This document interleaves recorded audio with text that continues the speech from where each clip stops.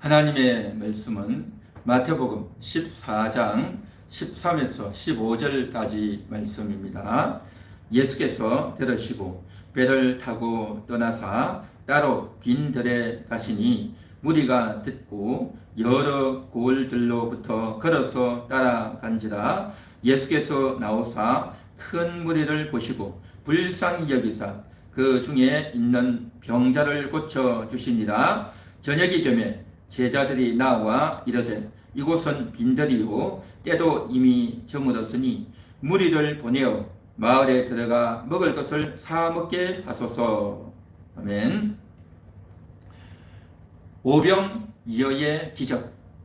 이 사건은 마태, 마가, 누가, 요한 4명의 복음서 기자들이 다 기록하고 있는 그러한 내용입니다.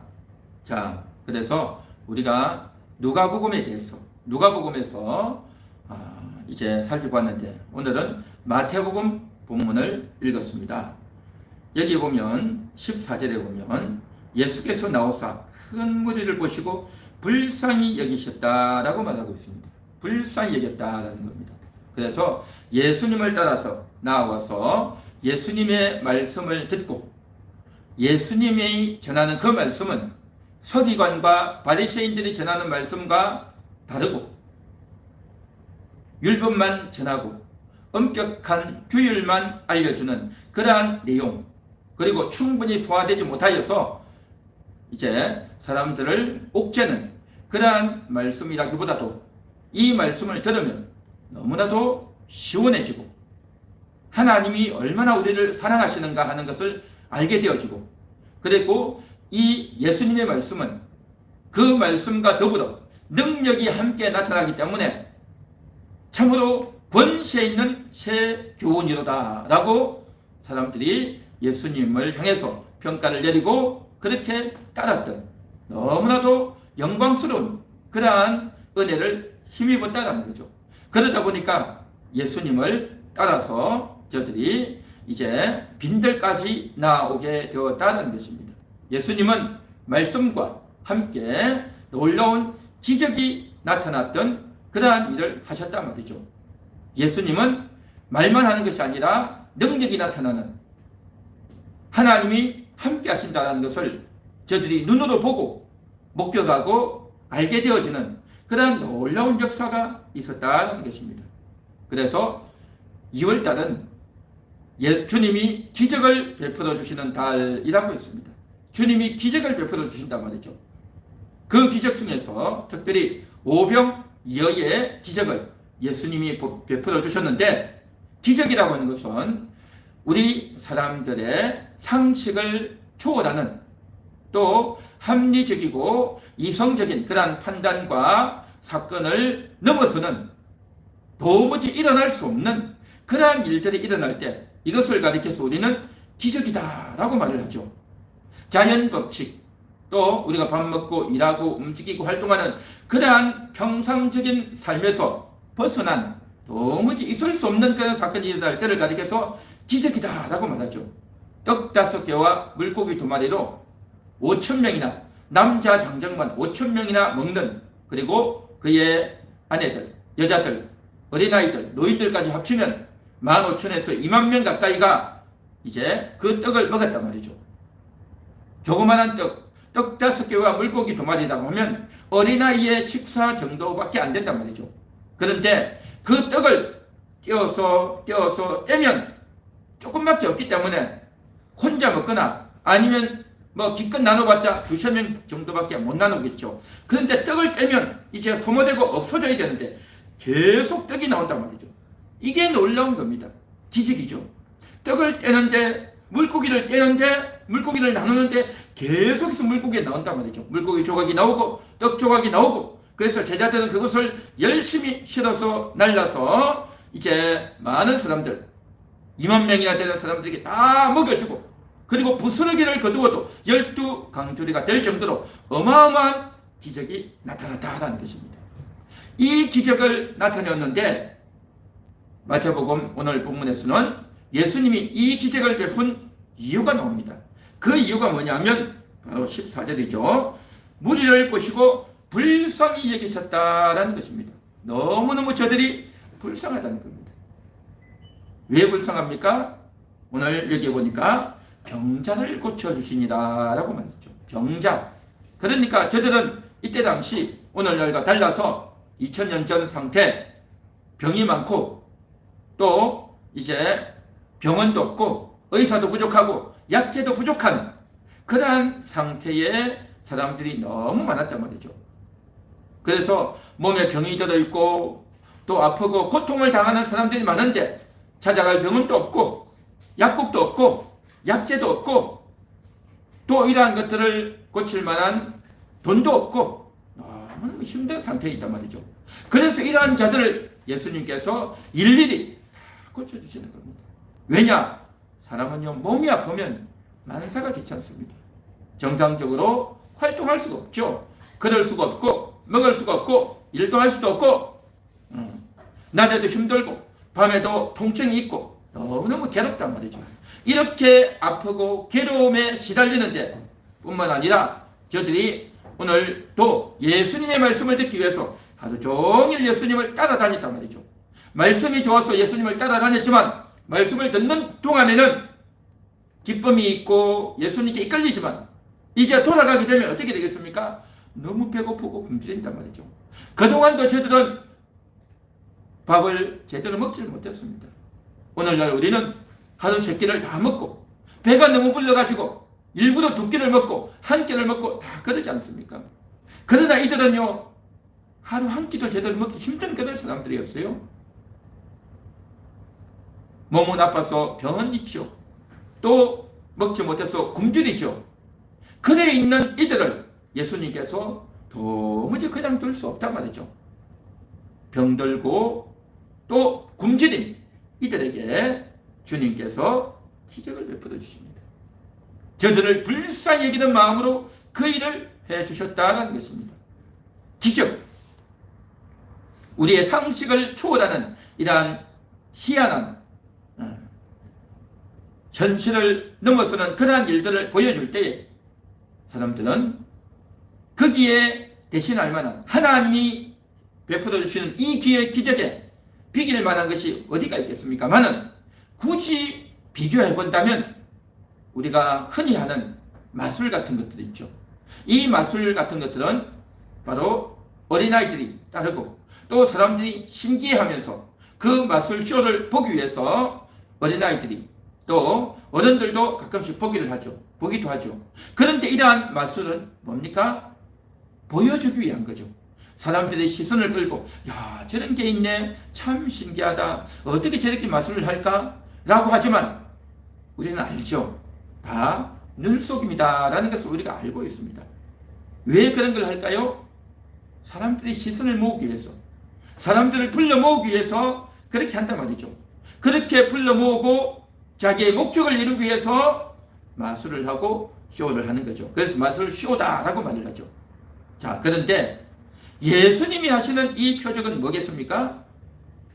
그냥 저들에게 구경거리 하나 주려고 쇼하려고 하는 것이 아니라 예수님이 기적을 베푸는 이유는 분명합니다. 그냥 쇼를 하고 보여주기 위한 용이 아니라 불쌍히 여긴다는 겁니다. 불쌍히 여긴다. 먹지 못했고 또 병들어 있는 이들에게 예수님은 쇼를 하고 구경거리를 보여주시는 것이 아니라 저들에게 꼭 필요한 것들을 지금 예수님께서 채워주시는 겁니다. 병든 자의 병을 고쳐주시고 배고픈 자들에게 먹을 것을 주시는 너무나도 필요한 것들을 주시는 예수님이다라는 겁니다. 오늘날 이 세상을 살아가면서 참으로 먹지 못하고 병들고 고난당하고 어려움과 고초를 당하는 사람들이 많이 있습니다. 주님은 그러한 자들을 도와주기를 원한단 말이죠. 이 세상에 있는 사람들은 그러한 사람들에 대해서 별로 관심이 없어요. 나라를 다스리고 정치를 하고 국회의원이 되고 대통령이 되고 고위공직자가 되어도 가난하고 힘든 어려운 사람들은요 사람들이 별로 관심을 안 가져요. 대부분의 사람들이 이제 기득권, 영향력이 있고 또 이제 권세가 있는 그러한 사람들에게 이제 도움을 주는, 조금 도움을 줘가지고 결국 표를 얻고 자기의 표를 위해서, 자기의 인기를 위해서, 자신의 다음 출마를 위해서 또 자기에게 사람들이 좋은 여론이 형성되도록 하기 위한 그러한 용도로 정책을 하고 돈을 조금 풀어주고 또 이제 나라를 이끌어가는 그러한 행태 아니냐 말이죠. 다 사람들을 도와주는 척하지만 결국 자기 자신의 이득을 위해서 이런 일을 한단 말이죠. 그러나 예수님은 어떻습니까? 우리 예수님은 큰 무리를 보시고 불쌍히 여기셨다라고 말하고 있습니다. 불쌍히 여기는 겁니다. 우리 형편을 보시고 얼마나 고통하는지, 얼마나 힘든지, 얼마나 아픈지, 얼마나 괴로운지 주님은 그것을 다 알고 계시다는 겁니다. 그래서 그러한 자들을 위해서 예수님은 기적을 베풀어 주신다라는 겁니다. 이 세상의 위정자들은, 이 세상의 권세자들은, 이 세상의 왕들은 다 자기의 이득과 유익을 위한 기적이고 시혜를 베풀고 대단한 일을 한 것이냐 그렇게 위세를 떨지만 우리 주님은 그렇지 않습니다. 불쌍히 여겨주시는 분, 긍휼히 여겨주시는 분, 그래서 다른 말로 하면 인애가 크신 분, 인자가 많으신 분이라고 성경에서는 이야기하고 있죠. 그렇습니다. 사랑하는 성도 여러분, 오늘도 이 세상을 살아가기에 얼마나 힘들고 고달프고 무거운 짐을 지고 있고 안타까운 일들이 얼마나 많겠습니까? 몸이 아프고 마음이 아프고 이모저모 여러 가지 사건으로 인해서 어려운 분들, 내가 아무리 참고 참으려고 해도 더 이상 참을 수 없을 때, 내가 노력해도 더 이상 노력할 수 없는 인내의 한계를 넘었을 때에 주님은 아십니다. 우리가 최대한 견디고 인내하고 참지만 더 이상 인내할 수 없고 참을 수 없는 바로 그때, 때가 되기 직전에 주님은 우리를 도우십니다. 기적을 베풀어 주시는 것입니다. 그래서 주님은 우리에게 기도하라 라고 말씀하셨습니다. 부르짖으라 라고 말씀하셨습니다. 구하고 찾고 문을 두드리라 라고 하셨습니다. 그러한 자들에게 주님이 불쌍히 여겨주시고 기적을 베풀어 주시는 줄 믿습니다. 주님의 기적은 안타까운 자들을 위해서, 불쌍한 그러한 영혼들을 위해서, 어려움과 고초를 당하는 사람들을 위해서 주님은 기적을 베풀어 주신다라는 겁니다. 오병이어의 기적, 2000년 전에 예수님께서 먹이셨던 이 놀라운 기적은요, 오늘날에도 계속 이어지고 있습니다. 방법은 다르고 형태는 다르지만 그 사람들마다 처해져 있는 형편에 맞게 기적을 주시는 줄 믿습니다. 우리 함께하는 교회 성도님들에게 하나님께서 이런 기적을 베풀어 주시고 오늘도 이 말씀을 듣고 있는 여러분들에게 하나님의 이런 기적이 나타나고 증거되어져서 하나님이 나에게도 기적을 베풀어 주셨구나, 하나님이 과연 살아계시구나, 하나님이 과연 우리와 함께 하시는구나, 여러분들도 느끼게 되고 경험하게 되고 하나님께 감사하게 될 줄 믿습니다.